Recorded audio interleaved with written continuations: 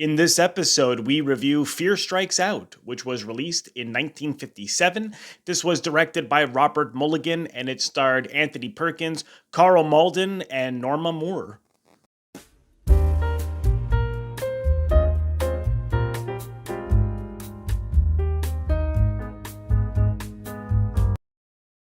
Welcome to Robert Bellissimo at the Movies. I'm sorry. Welcome to Robert Bellissimo at the Movies. This is a YouTube video podcast exploring storytelling on film. I'm totally messing up now. Now I'm laughing because we're laughing. Okay, do it one more time. Welcome to Robert Bellissimo at the Movies. This is a YouTube video podcast exploring storytelling on film, as well as interviews with industry professionals who work in film, television, theater, among other areas of the arts.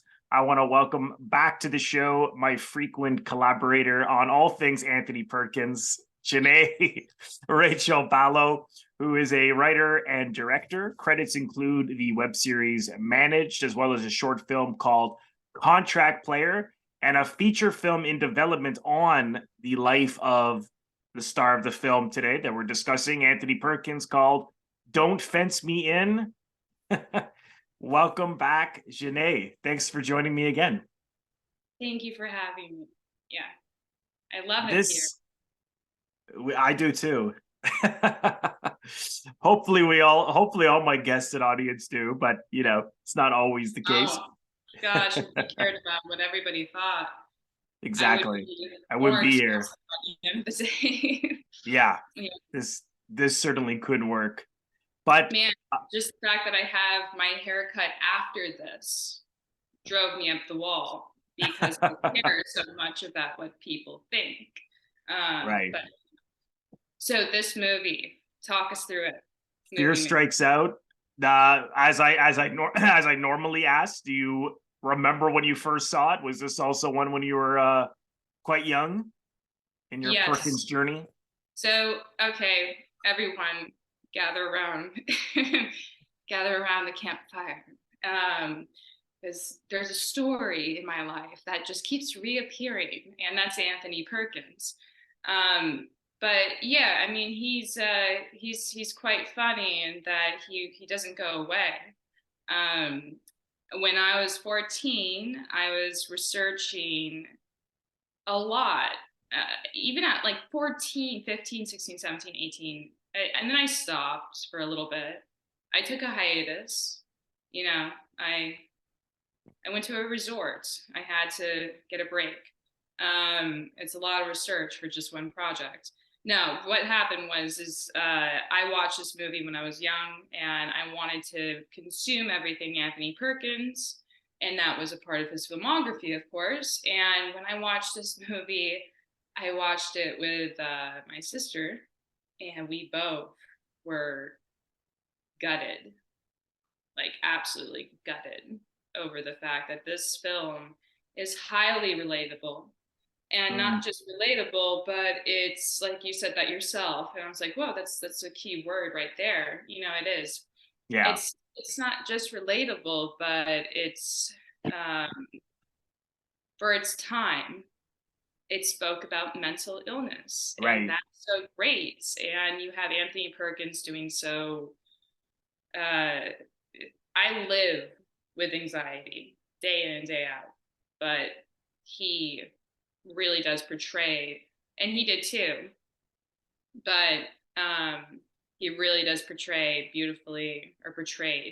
this man who has that day in and day out anxiety, on the edge, pressure, all of it. Yeah, certainly. Did you have, now again, one of my other classic questions, seeing it again recently, did you take to it in a different way at all than when you were younger? So I saw it yesterday, and it was the first time that I saw it in years, but I remember it like the back of my hand. That's the thing with like doing all of this research, is like I remember stuff like boom, boom, boom. You watch a movie so many times, you know what the line is going to be next, and you can go, like your Jurassic Park is up, and the pile of poop comes up, and it's, well, she's tenacious, and you just know, like, even that small little thing that Jeff Goldblum says, that's the thing with like this movie. I know it, but I know Robert's going to ask me that freaking question. It's such a good question, but it's hard. So what I'm going to do is I'm going to watch, and I'm going to actually start thinking of, like, the point of view of how you feel, Janae. You're 28 years old. You're going to be 29 soon. How you feel today. I put too much pressure on you now. I feel, I'm like, I'm a bad host now. okay, repeat or rewind it. Okay, good. Now my values have changed. Now watch. And that, Yeah. no, it's but the answer to your question is, I think I saw when I was 14 or 15 or what have you. I think I was more in shock at the emotional aspect of it. Again, we've talked about this, which is so interesting for 5 Miles to Midnight and pretty much a lot of his movies. Maybe it's just the era. And I'm not joking when I say that, but I was like, oh, this time around, the mental illness aspect, one, is a lot bigger. I knew it before, but what's bigger is the abuse, the impact. So like he can run away from this train and run off the train, and his wife comes and he's like in disarray and he's crying and he's like, and his dad is calling out for him. And he's going, I gotta go, I gotta leave. And she's looking at him as if he's mad, he's crazy. Like, what is wrong with you? Yeah. You just calm down and just be. Like, you don't, like, this is not a high pressured situation. Calm down. But the fact that the father, is calling out, Jim. Yeah, and he He's runs. going, I can't do this. It's an environmental thing. This is you're talking about, this is the moment when the Red Sox sign him, but they want him to be a shortstop, and he panics because he played in the outfield, so it was a different. They're right at the train station and all of that. Yeah, and it's a different position, so naturally he panicked, which you can understand. Suddenly it's like you're for any, this is a film channel, it's like you're the DOP and now, oh, suddenly you're the director. It's like or you were the DOP and now you're the editor. It's like just such a massive shift. So, but yeah, that was such a great scene, because you also, at that point, Karl Malden as his father, you begin to see that he is now seeing his son, different sides of his son, and this anxiety, but you see how for him, he doesn't take it as anything more than what he calls it, nerves. And he just he sees it, but it's not like, oh, this is a problem, or his wife is like, he needs to go see a doctor. And he is more like, no, it's just nerves. And he even says to him, you're no son of mine if you don't take the offer to play, because it's everything that they've worked for, which again is very relatable for people with mental health issues, because often you hear people saying they felt alone, they were afraid to tell anyone, and here we are in the 50s. I mean, God, then, I mean, that is still such a relevant issue, and then you can imagine how lonely people felt. Well, I honestly don't think what Jimmy Pearsall had was bipolar disorder. I read that. Yeah, and he also hated the movie, apparently, because he felt that it wasn't true to his story. Tab Hunter played the television version of Fear Strikes Out, and then they had a romantic relationship, and now Perkins is playing the film version, so that led to, from what I read anyways, conflict from him, basically. Oh wow, he actually, okay. So he heard from Tab Hunter that there's this great book, this memoir, based on Jimmy Pearsall, and it's called Fear Strikes Out. And the book is about mental illness. Now, Tab Hunter's going on and on and on about how great this is and how he's been pitching it to Warner's while Perkins was at Paramount. Key point. So after he's told him all of, given him his cards without knowing, Perkins goes, pitches to Paramount and says, why don't we purchase the book rights if you don't want me to see Tab Hunter? And so my career in exchange for what you want me to not do. Yeah. And Wow. so, yeah, that happened. And he went off and he did Fear Strikes Out. And they kept seeing each other for a little bit. And then their relationship really dwindled and like burned out. But to your point, about Karl Malden, his dad, the actor who portrays his father, it's that pressure. And the fact that Jimmy Pearsall, was bipolar, I don't believe that's necessarily, unless it was genetic or, you know, he got it from his dad, which is very possible. You know, narcissism and borderline will have that. But I think that the movie, at least how it depicts it, is the dad has created this pressure, therefore he is this reactive. So ever since he was a young kid, he even says it himself. He says, if it wasn't for my father, I wouldn't be where I am today. Oh, I love that scene. Yeah. Yeah. Yeah. Yeah. Which had a double meaning because because on the what he means to communicate to the doctor was, I wouldn't be a professional baseball player without my father. My father's so great. And then the double meaning of the line, I wouldn't be here without him. And you see then he holds the eye contact with the doctor, and they both know, like, we're talking We're in about a mental the institution. institution, right?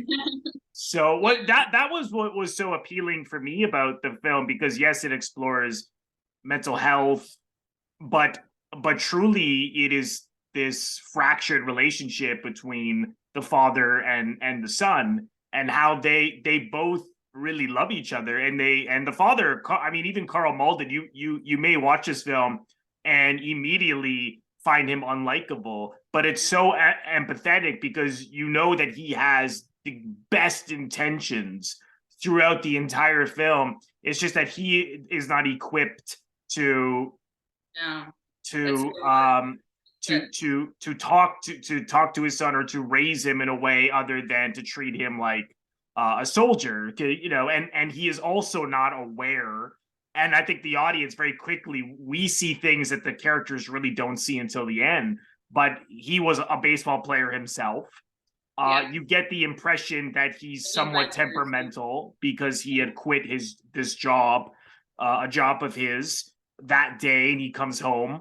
And he says right away to his wife, no, forget about, because she says something like, oh, he'll be a baseball player like you were. And he goes, no, and he puts himself down, like, no, I just played on some factory little team. He's like, we're gonna go to the Red Sox. We're gonna be like part of the majors. Like, even for him, the minor leagues are not good enough. Like, even when he makes it to the minors, nothing's good. Nothing will please him. I remember going to New York and seeing the minor league Yankees and hanging out with them, and they were good. So I don't know what it's just like, it's either the top or nothing. But even, so what is the self-esteem problem then? If he's someone to be putting himself down, saying, no, I'm not the one, live vicariously through his son, obviously, and push his son, is he in some subconscious way, maybe it's not, take out subconscious, in some way he's pushing himself? Is that it?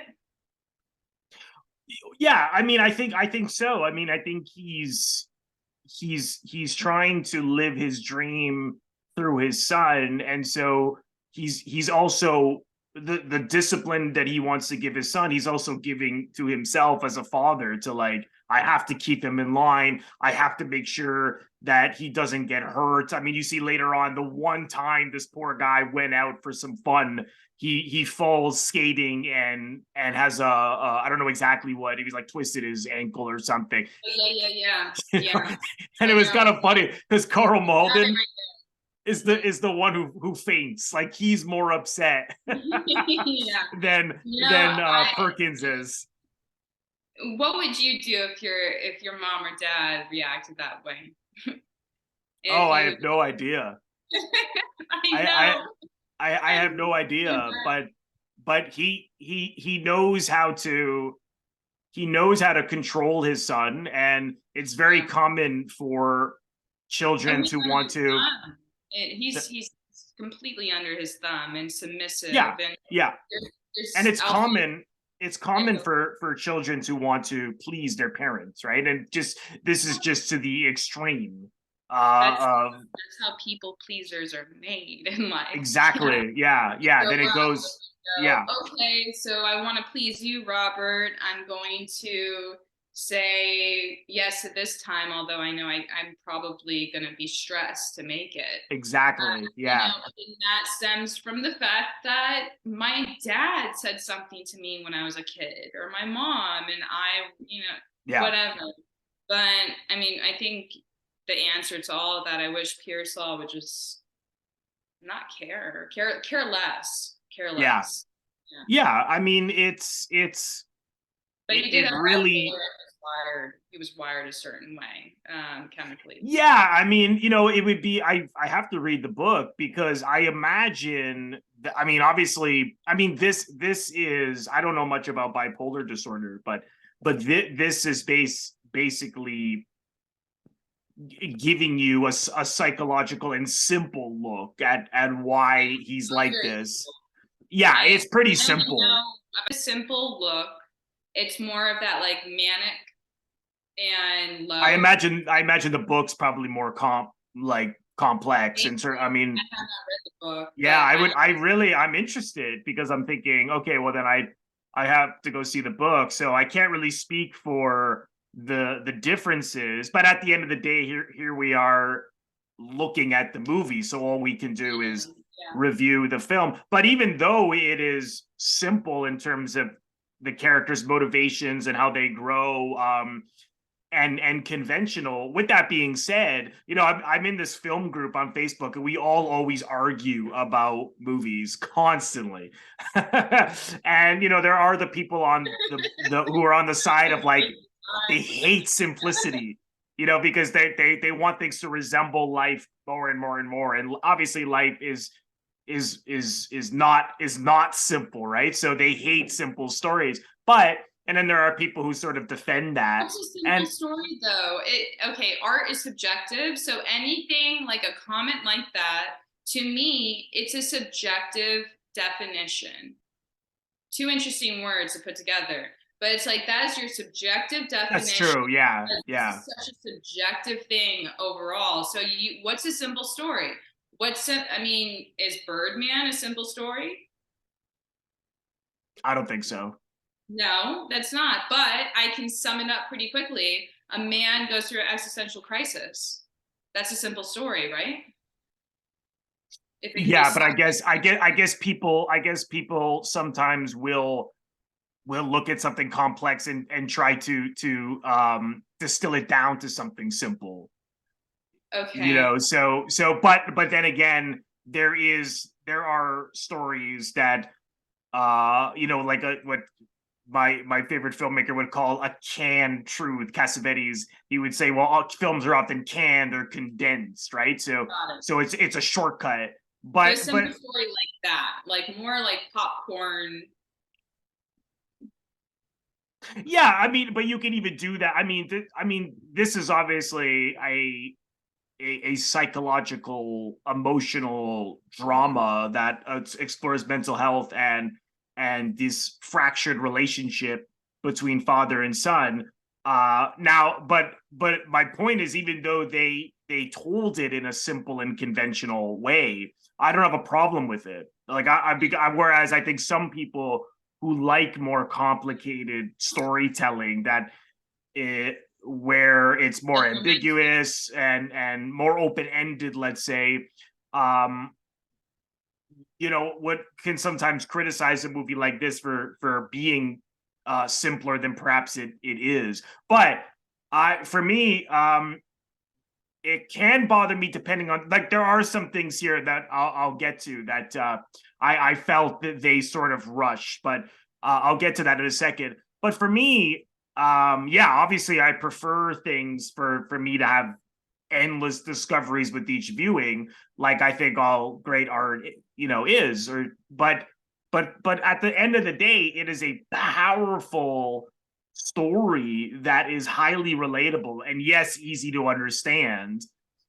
but and has these great performances and great moments that are stunning. Like, I remember seeing, just flipping years ago, putting it Turner Classic Movies on, getting to the point of the breakdown scene with Perkins when he hits the home run and then climbs the fence and swings the bat at everyone, and being like, "Holy, what is this?" This is like unbelievable, stunning acting, and I didn't see it till later. But there's nothing wrong really with simplicity, to me. I mean, if they can No. make it, this, at the end of the day, this is a big Hollywood film, and this is not a small, I shouldn't say small, but an independent or art Yeah. film. There's a big It's meant for a mass audience, right? So they were going for, they clearly wanted it to be easy enough to understand. But again, I think it worked beautifully because the characters don't know themselves at all, like, which is interesting. Like, their problems are over their head, yeah. not until the very end. And I love the fact that Carl Malden, his character, again, he's not, like we said earlier, he is not taking the mental health seriously. Like, if he had his son had his leg cut off or had cancer, he would have taken that seriously. But he, like, demands the doctor release him. He Well, that's the also, thing. If I can interrupt, that you yeah, said something really important. Mental illness, and people speak about this, but it's so true. You can have your finger cut off and somebody can come screaming like, let's get you an ambulance, and yet you can be having intrusive thoughts or anxiety. yeah, The symptoms of anxiety, they mimic a heart attack. They also mimic thyroid problems. They also mimic uh, a lot of autoimmune disorders and the symptoms of anxiety itself. So it's interesting to me that, more people down to our loved ones. I really believe that our loved ones too, we can become a little bit desensitized intentionally or unintentionally to the fact that we're not seeing that blood. It's sort of like saying that, well, you didn't get hit, so therefore the relationship wasn't that abusive.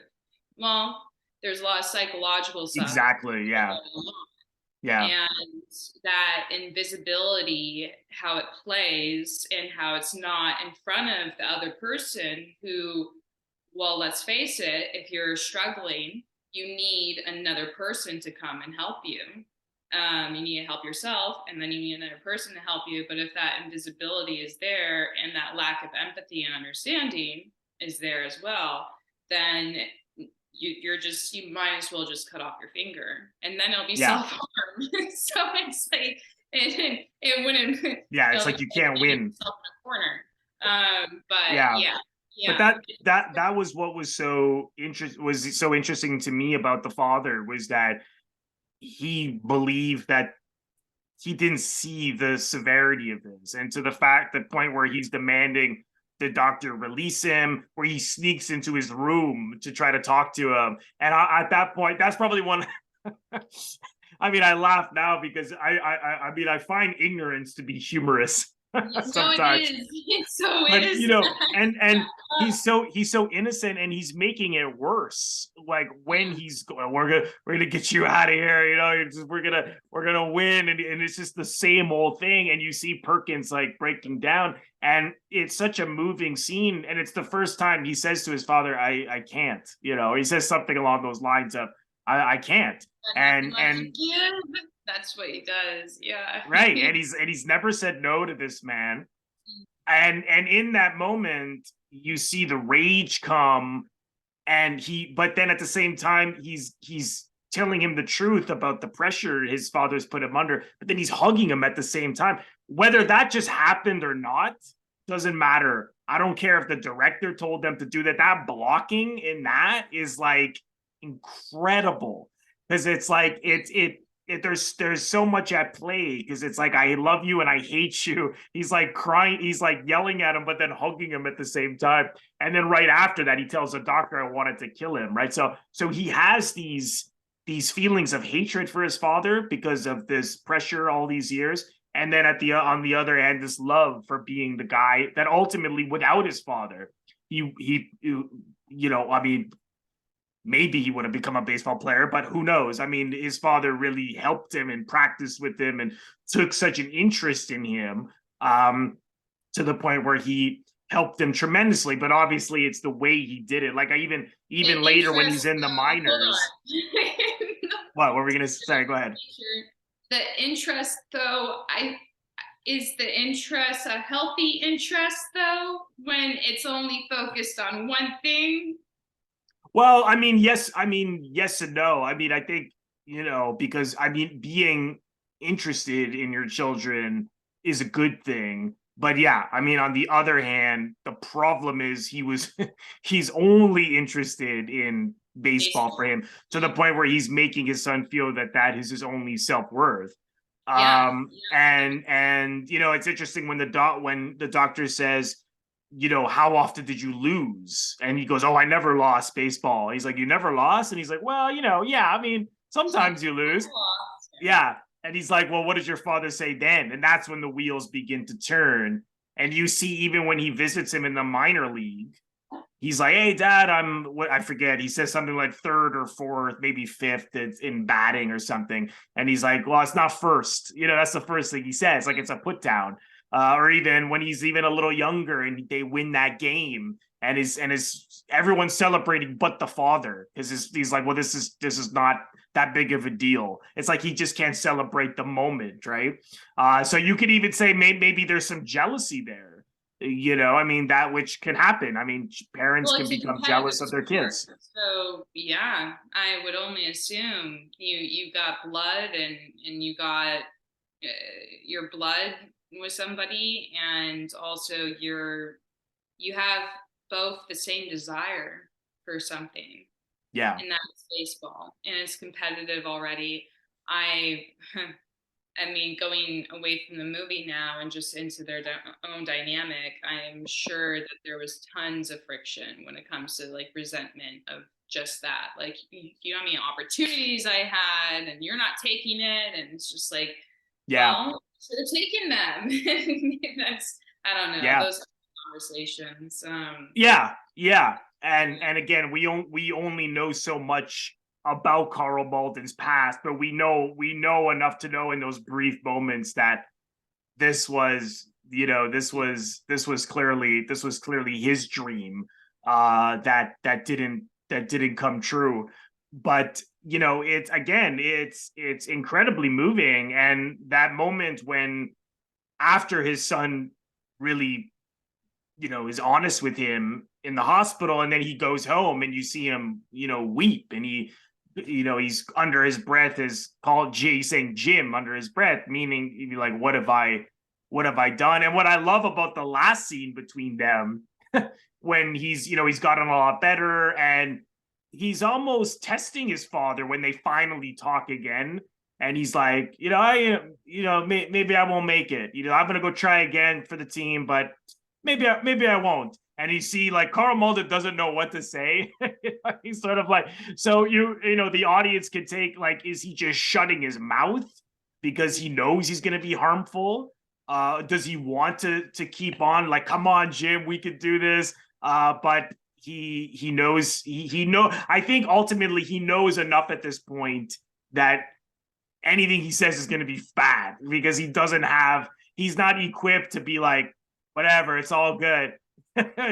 You do what you want to do, whereas his wife was very much like, but her words didn't have the same effect on him, unfortunately. and they didn't have the same effect because you want to hear it, like you said, you know, his father was the what's the word here, for self-worth. It was like, I forget the word, but yeah. You mean his father didn't have his own self-worth, you mean? His father was the epitome. There we go. Oh, I Of see what you're saying. Yeah, yeah, yeah. so Like his father's approval when was everything. yeah, when you're in that kind of, I mean, it is a toxic relationship. When you're in that toxic relationship or you have that toxicity, a lot of people, you can love them to death. You can love them dearly, but you know they could be talking to you, and one word can go in and out the other. So I did Yeah. like when there's lots of humor that went into this one, and as with Perkins, there was always like some humor that he instilled, and in his performances and playfulness. There was the one scene where he takes a snowball and he puts it down her. Oh yeah, in bed when they wake up. In bed, yeah.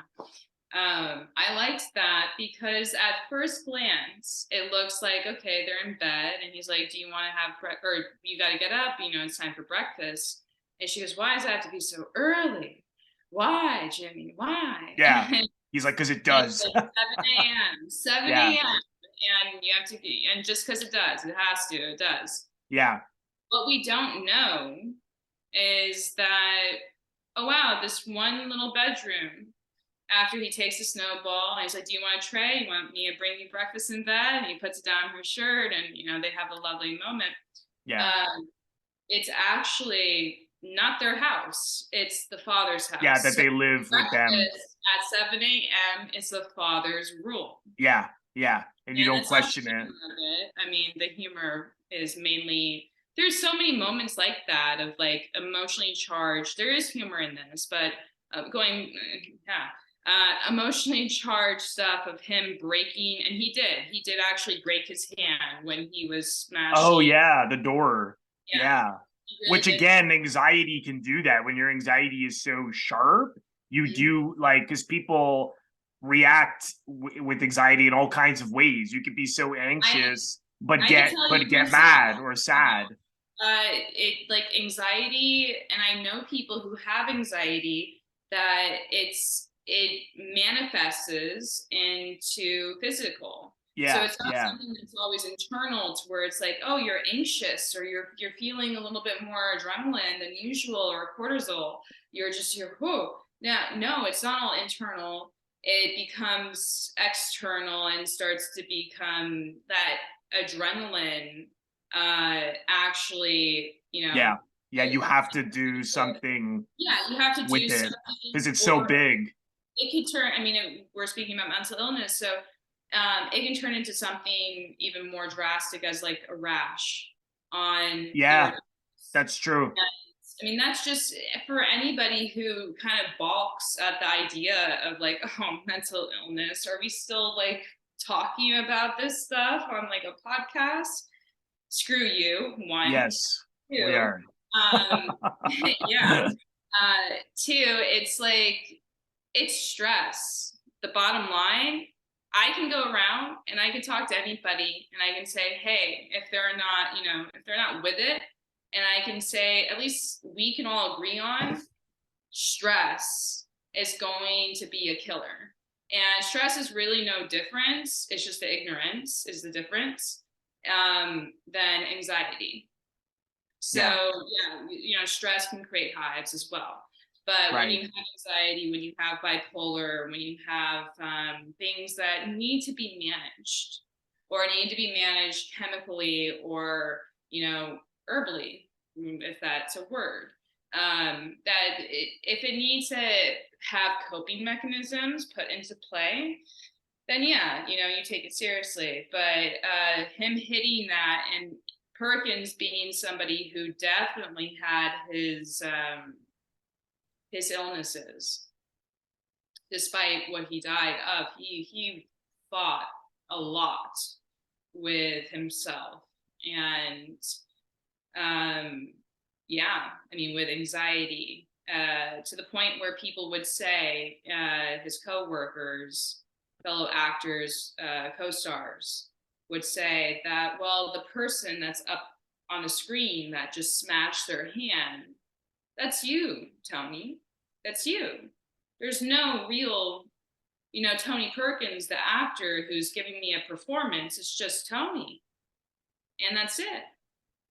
So if you think about his films, Psycho and 5 Miles to Midnight and all these movies are, characters who have low self-esteem, who are characters who are also sheepish, and they have like a tick, or they're doing something, or they're anxious, they're constantly moving. And he was one to be able to take that anxiety and funnel it. Yeah.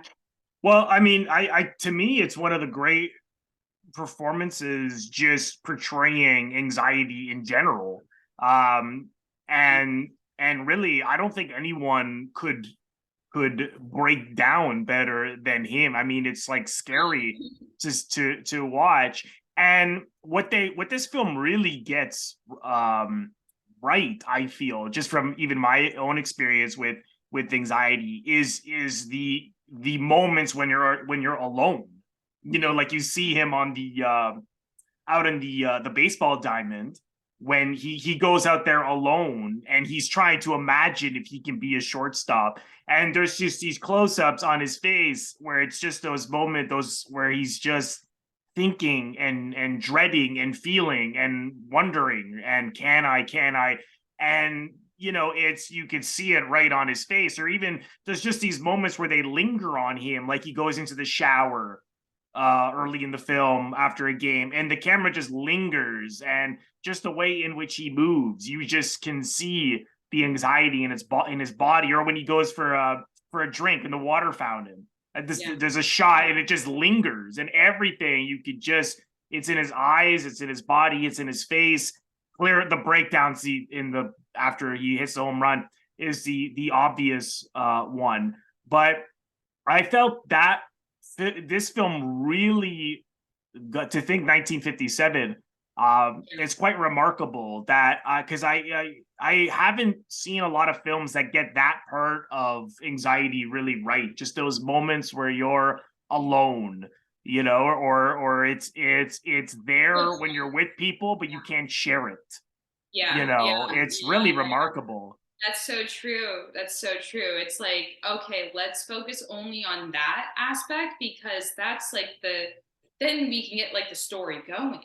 And it's Yeah. like, well, no, because being alone with anxiety, without, you don't necessarily always have to have a trigger. It's a baseline. Exactly. Yeah. So if it's your baseline, then that's what, I mean, this is literally a cylinder. And all it does is I'm intentionally tricking my brain to go. Right. The sensation of smoking. The sensation of smoking, yes. Yeah. And I love smoking, but some people are going to be angry about that. Some people are very supportive and have been. How dare you quit smoking? How dare you? In this film, you didn't see. Yeah. He did. Yeah, it's interesting. He didn't. I mean, he obviously, there is no coping mechanism because he couldn't cope. The poor guy cracks, I should say. But a couple of things about the film that I felt that they rushed was, now his father was adamant that he come home at a certain time, that he get his rest, and everything was just about baseball. But what surprised me was that once he begins to date this woman that he marries, the father, I was expecting the father to say, whoa, no dating, you can't, you're gonna lose your focus. But he doesn't say anything about it. And then he gets married, he has a child. And yeah, I mean, the father, like now he's the grandfather, Karl Malden, and he congratulates him. He's nice in the hospital, but then he's right back on with baseball like immediately. But I was surprised that he didn't try to stop him from dating or stop him from even getting married. Because if anything is going to make you do, if obviously he's going to be having these growing Children. priorities, Yeah. of course, and so growing responsibilities, and so I was surprised that his father wasn't concerned about that. But I understand at the same time that they were trying to get to the point of Jim, his anxiety growing because of now the growing responsibility as well. So he's got baseball, marriage, and child. So all of these things Yeah. are adding to it. But I just felt He they could have just wanted to had hit one those line, things. one Yeah, line, and just say like, you realize I'm not for this, and and he could be like, I understand, Dad, but I'm sorry. yeah, just like I that. do a very good impression of Perkins, but I shouldn't because I'll be making fun of him. But they could add one line. They could have added one line and just summed all that up. It is Yeah, a so something about that, because I thought, well, why would he be so adamant about everything else except something as something serious that can give as, you children, which yeah, is a big distraction. And forget your career. exactly. You know, Yeah. gone. Yeah, and he's really, he was really young too. I mean, I know, then again, this is the 50s. People got married, it was common to Exactly. get married at like Well done. 20, That's what happened. Yeah. 21. The only thing I thought that, well, maybe because he he was conventional in a lot of ways, that maybe he just thought, well, everyone has kids and gets married, so maybe just for him it was part of Mm-hmm. one's makeup. But I thought something there was missing, and I like the fact that his wife was so different from the father in terms of, like, she was like, well, whatever, if the baseball doesn't work out, you do something else. And he's like, I can't do anything else. Well, or maybe, like, she had different perspectives and just really accepted him for him and loved him for him, whereas the father had all these expectations. However, the love story also, I felt they were, like, again, getting to these plot points of he's married, has a child, and the anxiety is going to increase. But on the you didn't they didn't really explore much of that, beyond the fact that in a way he was trying to resist being with her.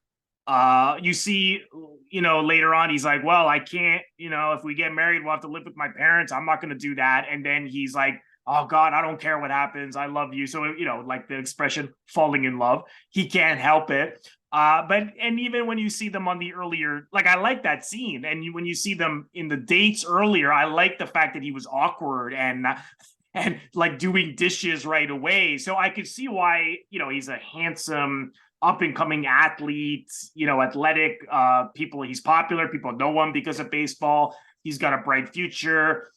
He's innocent. He's an innocence about him. I could see why she would have fell for him. I just felt that all that stuff was really rushed. That Yeah. because they again hit those plot points that we mentioned, and also they really wanted to make it more about the father and son. But I think that there was a compromise there to sort of just, okay, let's just, okay, yeah, we got to get the love story, we got to get to this, and so it just felt, as Cassavetes would say, canned. It just felt like they condensed it and got, like, it works. I just felt, this is a little too easy, a little too simple for my taste. I don't know how you felt about that. I mean, when I saw that kind of what you mentioned, which I agree with, I've seen so many 1950s movies that I kind of just go, yeah, the woman is naturally underrepresented. Yeah, well, that was another It's like thing. I was like, the she wasn't. storyline is there Yeah, just to be there, and that's yeah. it, and to pander to She's reacting off of his story. I remember Jessica Chastain, and this has always been an ongoing problem. And I think she was one of the judges at Cannes sometime yeah, in the last, like, I don't know, 5 years or so. yeah, I remember. And she did make comments like, yeah, I saw some great work, but the women are still underrepresented, and